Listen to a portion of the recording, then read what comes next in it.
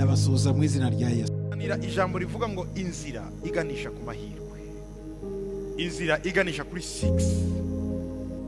Rero iyo mpagaze mu kintu runaka kavuga ngo iki kintu ndifuza kukigeraho, ijambo rya mbere ngomba kumenya ko naremwe mu buryo bwanjye ndi unique. Ibyo nzahura nabyo muri iyi nzira ni njyewe, kandi icyo nzi nuko muri iyi nzira hari ibyo Imana yandemeye, hari ibyo Imana yanteguriye undi wese atacyaho. Kubaza inama ku bantu ni byiza, ariko ntibazakubwira iby'umwihariko wawe. Inama zose umuntu abaza undi usigarana akabazo muri wowe. Niyo mpamvu iyo ubwiye umuntu bati ngira inama, uba wamaze gufata position yawe mu mutwe, kuko iyo position isa na karakteri yawe, isa nuko uteye. Iyo turebye mu gitabo cy'Abaefeso 2:10, Bibiliya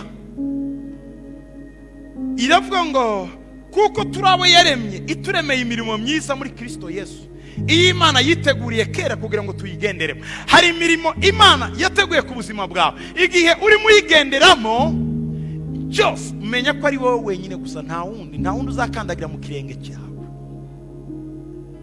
nta wundi uzakandagira mu nzira zawe. Ni wowe waremewe imirimo Imana yagushizeho isi itararemwa uzagenderaho. Abandi icyo baza gukora niki? Abandi baza kugushigikira, ariko buri muri ya nzira Imana yaguhamagariye. Zaburi 139:13, Bibiliya iravuga ngo kuko ari wowe waremye ingingo zanjye, wanteranije mu nda ya mama, ndagushima yuko naremwe uburyo buteye ubwoba butangaza. Imirimo wakoze ni ibitangaza, ibyo umutima wanjye ubizi neza. Hari ukuntu waremwe mu buryo budasa n'ubwundi, hari ukuntu abantu badasa. Twigeze kubabwira ko naye maboko yacu yombi ntareshya. Burya ukuboko kumwe ni kurekure, ukundi ni kugufi. Ibirenge byacu ntibireshya, hari ikirenge gisumba ikindi. Iyo wambaye inkweto hari urwinjira vuba n'urundi ubanza kunigana naro. Nimuyibona? Nuko ikirenge kimwe kiba gisumba ikindi amasantimetre make. Aya maso yacu yombi hari ijisho rireba kure nireba hafi. Iyo ugiye kwa muganga baguha marineti yareba hafi na kure. Aya matwi yacu hari ugutwi kumwe kumva ibyakure no kumva ibya hafi.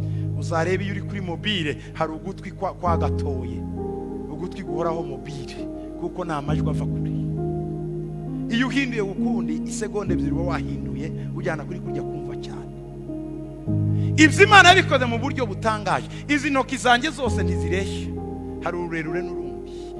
Ibyo rero ni ku muntu ufite umwimerere wawe udasa n'uwa mugenzi wawe.